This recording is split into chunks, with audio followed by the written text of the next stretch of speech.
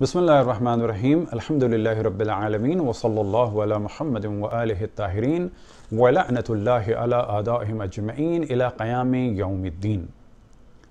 अभी कुछ अरसे पहले अशरफ जलानी ने हज़रत फ़ातिमा सलामुल्लाह अलैहा के बारे में कहा कर वो ख़ता पर थीं, और फिर हमने उसका एक जवाब दिया, और उस जवाब में हमने कहा कि वो रिवायत के जिसको बेस बनाकर जनाब अबू बकर ने हज़रत फ़ातिमा सलामुल्लाह अलैहा पर जुल्म किया और उनको उनके हक़ से महरूम किया, तो उस पर कुछ लोगों के सवालात आए, तो उसका तो हम जवाब देंगे, लेकिन उसी एक जवाब की कड़ी ये है कि देखना यह है कि अगर ये सदक़ात रसूल अल्लाह थे और जनाब अबू बकर को बचाने के लिए कहा जाए कि ये सदक़ात थे, तो अब हम सवाल करेंगे कि अगर ये सदक़ात थे तो फिर जनाब उस्मान ने फ़िदक के साथ क्या किया। बस आज हमारी गुफ्तगू का उन्वान यह है कि जनाब उस्मान ने फ़िदक के साथ अपने ज़माने में क्या किया।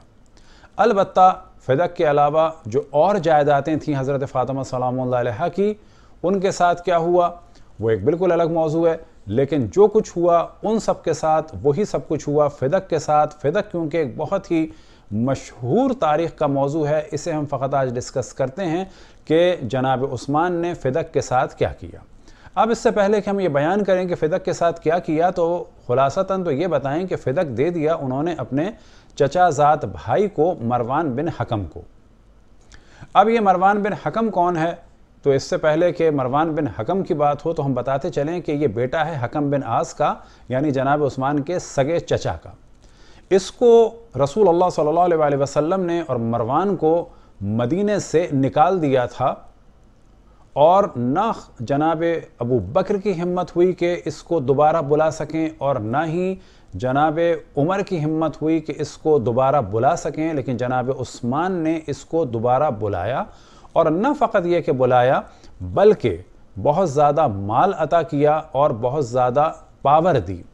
जबकि रिवायात में कसरत से ज़िक्र हुआ है इस पूरे ख़ानदान के मलऊन होने का। लिहाजा आपके सामने हवाला है फ़तहुल बारी शरह सही बुखारी का, कि जो इब्न हजर अस्क़लानी की है, और जिल्द नंबर 13, और यहाँ पर हाईलाइट आपके सामने किया हुआ है क़द वरदत अहादीसु फ़ी लअनिल हकम, और अहादीस वारिद हुई हैं हकम पर लानत के बारे में। ये हकम कौन है? वालिद मरवान, ये हकम है मरवान का बाप। और किस पर लानत आई है? वमा वलद, और जो भी इस हकम से पैदा हो उस पर लानत भेजी है रसूलुल्लाह सल्लल्लाहु अलैहि वसल्लम ने। और मुमकिन है कि एक वजह यह हो कि आप इस फितने से उम्मत को बचाना चाहते थे कि यही लोग कल इस्लाम पर हुकूमत करेंगे और अपने आप को खलीफतुल मुस्लिमीन कह के इस्लाम की ईंट से ईंट बजा देंगे, लिहाजा आपने पहले ही इन पर लानत भेजी। लेकिन कमाल की बात यह है कि इनको मदीने में जनाब उस्मान ने बुलाया और इन्हीं मलऊनों को वो चीज़ दी कि जिस चीज़ से जनाब अबू बकर ने हज़रत फ़ातिमा सलामुल्लाह अलैहा को महरूम कर दिया था, यानी फ़िदक दे दिया इस खबीस के हाथ में। अब यहाँ पर सवाल ये होगा कि अगर ये सदक़ात रसूलुल्लाह सल्लल्लाहु अलैहि वसल्लम थे, और वो बताते चलें कि इन अमवाल को रसूलुल्लाह सल्लल्लाहु अलैहि वसल्लम, अलबत्ता फ़िदक को नहीं, फ़िदक जनाब फ़ातिमा सलामुल्लाह अलैहा को ज़िंदगी में दे दिया था, बाकी जो अमवाल थे वो भी रसूलुल्लाह सल्लल्लाहु अलैहि वसल्लम के अपने थे। अब ये और बात है कि वो माल वो सदक़े में देते थे, वो सदक़े में देते थे, ये अलग मौजू है, लेकिन उनके बाद ये अमवाल उनकी दुख्तर के हाथ में जाना चाहिए थे, और फिर वो बाद में वही काम करती कि जो रसूलुल्लाह सल्लल्लाहु अलैहि वसल्लम करते थे, यानी सदक़े में दे देती। लेकिन वो माल उनको नहीं दिया गया। बाद में जनाब उस्मान ने ये माल इस मलऊन शख्स को, यानी मरवान को दे दिया। तो यहाँ पर सवाल ये पैदा होगा कि जनाब अबू बकर ने अगर सही किया तो इन्होंने क्या किया, और अगर इन्होंने सही किया तो उन्होंने क्या किया। मानना पड़ेगा कि इनमें से एक तो गलत कर ही रहे थे, क्योंकि इन्होंने तो उस मलून को दे दिया। अब ये भी जहन में रहे कि उन्होंने फ़कत एक ही चीज़ नहीं दी, बल्कि मरवान को बहुत कुछ दिया اس کی تفصیل بعد میں آئے گی۔ فدق ان میں سے ایک چیز تھی۔ مروان کا بھائی تھا جس کا نام تھا حارث بن حکم، اور مدینے کی جو مارکیٹیں تھیں اور ان میں بھی ایک بڑا حصہ رسول اللہ صلی اللہ علیہ وسلم کا تھا، ان میں صدقات تھے، وہ جناب عثمان نے اپنے چچا زاد بھائی حارث بن حکم کو دے دیا۔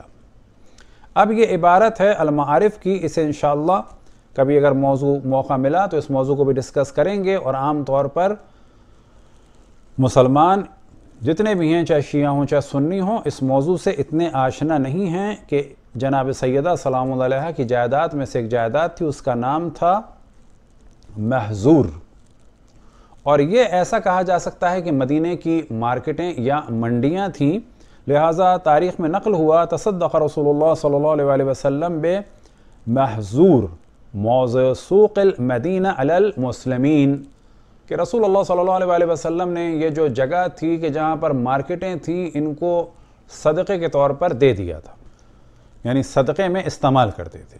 فَأَقْتَأَهَا عثمان، یعنی اس کو بھی دے دیا، بخش دیا عثمان نے۔ کس کو بخش دیا؟ الحارث ابن حکم، حارث ابن حکم کو دے دیا۔ یہ کون ہے حارث ابن حکم؟ اخا مروان ابن حکم، مروان ابن حکم کے بھائی کو یہ پوری مارکیٹیں کہ جو رسول اللہ صلی اللہ علیہ وسلم کی ملکیت تھیں اور اس کو صدقے کے طور پہ آپ استعمال کرتے تھے، وہ مروان کے بھائی حارث کو دے دیں۔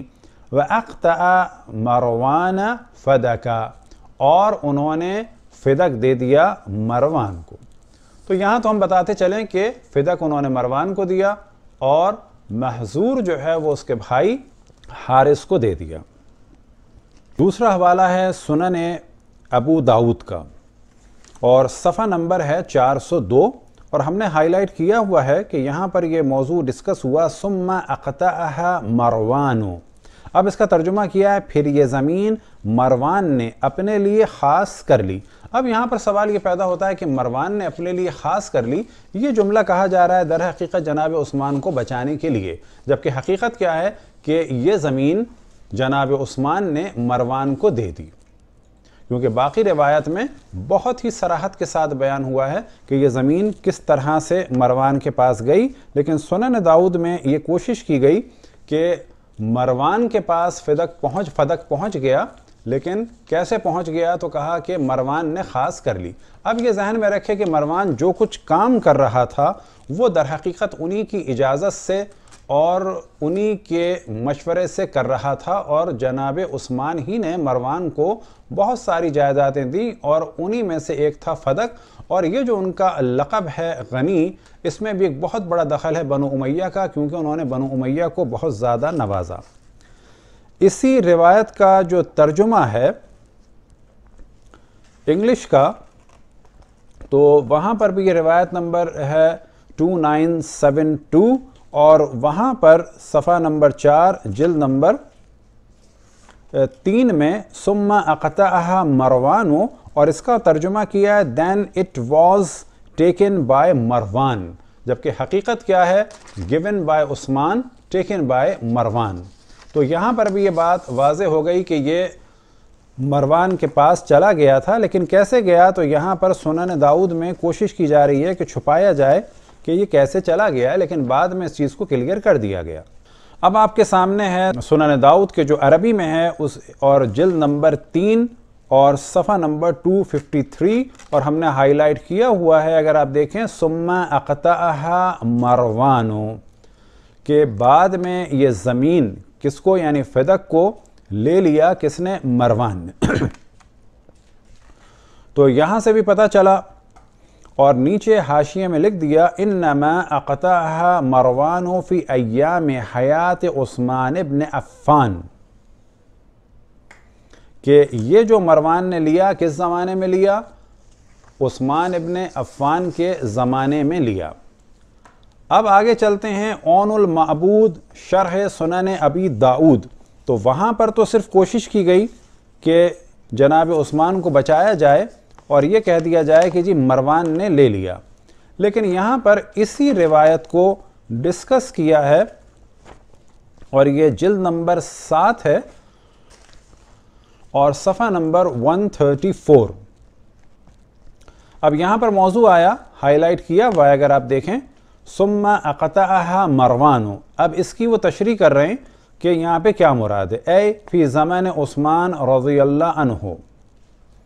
اب یہاں پہ کیا معنی ہے، والمعنی جعلها قطیعة لنفسه وتوابعه، کہ اس زمین کو مخصوص کر لیا مروان نے اپنے لیے اور اپنے باقی خاندان والوں کے لیے. قطیعہ کیا ہوتا ہے؟ تو فرماتے ہیں وَالْقَطِيعَةُ طَائِفَةُ مِنْ أَرْضِ الْحَرَاجِ يَقْطَعُهَا السُّلْطَانُ مَنْ يُرِيدُ. قطیعہ وہ زمین ہے کہ جس سے خراج حاصل ہوتا ہے اور سلطان جسے چاہتا ہے دے دیتا ہے. تو یہاں پر اشارہ ہے ان کا سلطان سے جناب عثمان کی جانب کہ جسے انہوں نے چاہا مناسب سمجھا دے دیا. تو یہاں پر بھی تھوڑا سا آگے بڑھ کر انہوں نے اقرار کیا کہ جناب عثمان کے زمانے میں یہ زمین کہ جس کو حضرت فاطمہ سے محروم جس سے حضرت فاطمہ کو محروم رکھا گیا، لیکن مروان جیسے ملعون کو یہ زمین دے دی گئی. فتح الباری بشرح صحیح بخاری ابن حجر عسقلانی کی جلد نمبر 7 میں یہ موضوع ہائی لائٹ ہم نے کر دیا. وَلَمَّا كَانَ عثمان تصرف فی فدک بحسب ما ارآہ، کہ جب عثمان نے تصرف کیا فدک میں جیسا کہ انہوں نے چاہا. تو اب نیچے کیا بیان ہوا، ثم اقطعها مروان، یعنی فی ایام عثمان، پھر اس فدق کو لے لیا مروان نے، یعنی کب، عثمان کے زمانے میں. قال الخطابی انما اقطعها عثمان فدق لمروان. خطابی جو ایک جلیل القدر عالم اہل سنت ہیں، وہ کہتے ہیں کہ حقیقت یہ ہے کہ عثمان نے فدق دے دیا مروان کو. لأنه تأول، کیونکہ انہوں نے یہاں پر تعویل کی، اپنی ایک نظر دی. اور کیا، ان الذی یختص بالنبی یکون للخلیفہ بعدہ، کہ وہ چیزیں کہ جو نبی سے مخصوص ہیں وہ ان کے بعد ان کے خلیفہ کی ہیں. اب یہاں پہ بچانے کی کوشش کی جا رہی ہے. پوچھا جائے یہ نبی کے لیے مخصوص ہیں تو اس کو دے دی جائے کہ جس پہ نبی نے لعنت بھیجی ہے، اور ان کی بیٹی کو محروم کر دیا جائے. اب کیا کیا، فاستغنى عثمان عنها باموالہ فوصل بها بعض قرابته، کہ جناب عثمان نے اس کے ذریعے سے اپنے رشتہ داروں کے ساتھ نیکی کی اور ان کو یہ مال دے دیا. اور کیا کیا جناب عثمان نے مروان کو دیا، تو تاریخ ابو الفدا میں اس چیز کی جانب توجہ دلاتے ہیں، اور صفحہ نمبر 131 اور 32. یہ لوگ جو حضرت عثمان کے شاکی تھے، اب یہاں پر ڈسکشن کر رہے ہیں کہ جناب عثمان کے قتل کے اسباب کیا تھے. تو یہ ذہن میں رہے کہ جناب عثمان کے قتل کا جو سب سے بڑا سبب تھا وہ یہ تھا کہ حضرت عائشہ فرماتی تھیں اقتلوا ناصل فقط کفرا. ناصل مدینہ کا ایک یہودی تھا، اور حضرت عائشہ حضرت عثمان کو نسبت دیتی تھیں اس یہودی سے، اور کہتی تھیں کہ اس ناصل کو قتل کر دو، یہ کافر ہو گیا ہے. لیکن یہاں پر یہ ڈسکس کر رہے ہیں کہ لوگ کیوں ان کے مخالف ہوئے. وہ لوگ جو حضرت عثمان کے شاکی تھے یہ ہیں زید بن ثابت، اسید الساعدی، کعب بن مالک و حسان بن ثابت، کہ جو مشہور ہیں منقبت کے حوالے سے. یہ بھی حضرت عثمان کے خالص دشمنوں میں سے تھے، اور ذہن میں رہے کہ حضرت عثمان کو قتل کرنے والے خود اصحاب تھے، جن میں سے ایک بڑی تعداد بیت الرضوان کی اور بدری اصحاب کی تھی.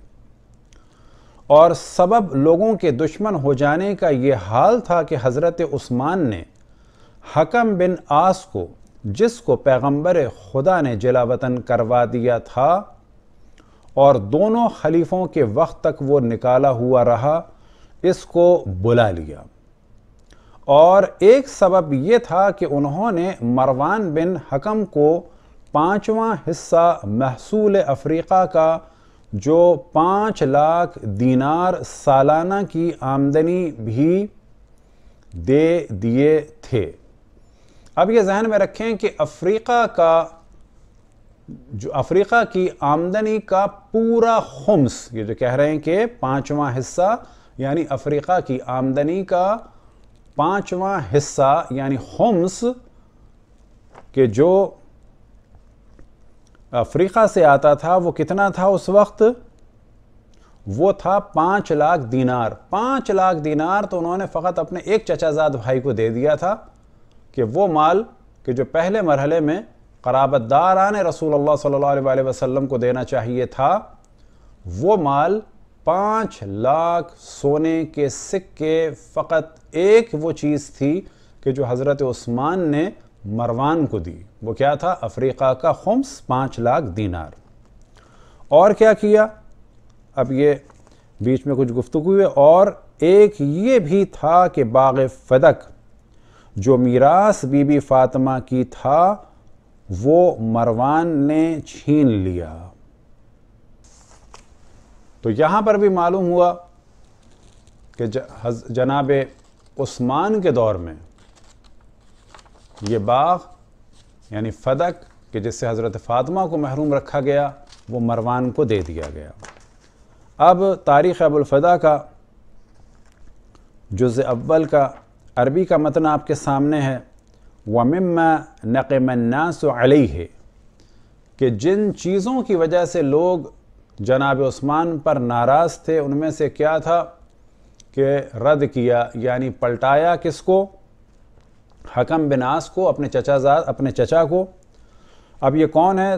ترید رسول اللہ و ترید ابی بکر و عمر، یہ وہ ہیں کہ جنہیں مطرود قرار دیا یعنی طرد کر دیا، نکال دیا تھا رسول اللہ صلی اللہ علیہ وسلم نے، اور نکالا ہوا ہی رکھا ابو بکر نے اور عمر نے۔ لیکن انہوں نے کیا کیا؟ عطا کیا۔ کیا عطا کیا؟ مروان ابن حکم کو خمس غنائم افریقہ، کہ افریقہ کی جو آمدنی تھی اس کا خمس دیا۔ وہ کتنا تھا؟ وَهُوَ 500,000 دینار، کہ جو 5 لاکھ دینار تھے۔ اور کیا کیا؟ وَأَقْتَعَ مروان ابن حکم فَدَقَ، اور مروان ابن حکم کو، اب یہاں پہ بہت واضح ہے کہ ان کے کاموں سے لوگ ناراض تھے۔ انہی کاموں میں سے ان کا کیا کام تھا؟ اقتع مروان ابن حکم فدق، کہ مروان ابن حکم کو انہوں نے فدق دیا۔ وَهِيَ صَدَقَةُ رسول اللہ، اور یہ وہ صدقہ تھا کہ جو رسول اللہ کا تھا۔ بعد میں وہی داستان ہے کہ جس سے حضرت فاطمہ کو محروم کرنے کا سلسلہ رکھا گیا، لیکن ہم یہاں پہ کہتے ہیں کہ اب یہ ڈیسائیڈ کرنا ہوگا کہ جناب ابو بکر نے صحیح کیا یا جناب عثمان نے صحیح کیا، کیونکہ انہوں نے اگر حضرت فاطمہ کو محروم کیا یہ کہہ کے کہ یہ صدقہ ہے مسلمین کے لیے، لیکن یہ ذہن میں رہے کہ جناب عثمان نے اس باغ کو اپنے فاسق اور فاجر اور وہ شخص کے جو زبان رسول اللہ صلی اللہ علیہ وسلم پر ملعون تھا اس کو دے دیا۔ اب یہاں پر ضرورت ہے کہ سمجھا جائے کہ اہل بیت علیہم السلام کے ساتھ کیا ہو رہا تھا۔ خداوند تبارک و تعالیٰ سے دعا ہے کہ تمام مسلمانوں کو اتحاد اور وحدت کے ساتھ رہنے کی توفیق عطا فرمائے۔ یہ موضوعات ہم پر ڈسکس کرنا اس وجہ سے ضروری ہو جاتے ہیں کہ ہر جگہ شور مچایا جاتا ہے کہ ہم توہین کر رہے ہیں اصحاب کی، ہم کوئی توہین نہیں کر رہے۔ وہ سب کچھ کہ جو تاریخ میں ہوا وہ بتانا ضروری ہے، اور بلا شک اہل بیت علیہم السلام پر ظلم ہوا اور تمام تواریخ گواہ ہیں، اور اب اس ظلم کو چھپانے کی کوشش کی جاتی ہے، جبکہ رسول اللہ صلی اللہ علیہ وسلم نے ایک معیار دے دیا تھا، یا علی لا یحبک الا مؤمن ولا یبغضک الا منافق، کہ اے علی تم سے کوئی محبت نہیں کر سکتا مگر یہ کہ وہ مومن ہو، اور کوئی بغض نہیں رکھ سکتا، جنگ تو بہت بڑی بات ہے، کوئی بغض نہیں رکھ سکتا مگر یہ کہ منافق ہو۔ اور اہل بیت علیہم السلام کے لیے واضح فرمایا انی سلم لمن صالمکم وحرب لمن حاربکم، میں سلامتی ہوں جو ان کے ساتھ اچھی طرح سے پیش آئے، اور میں جنگ ہوں ان لوگوں کے لیے کہ جو ان سے جنگ کرے اور ان سے اختلاف کرے۔ خداوند تبارک و تعالیٰ سے دعا ہے کہ ہمیں رسول اللہ صلی اللہ علیہ وسلم سے اور ان کی آل سے محبت کی توفیق عطا فرمائے۔ وصلی اللہ علی محمد و آلہ الطاہرین۔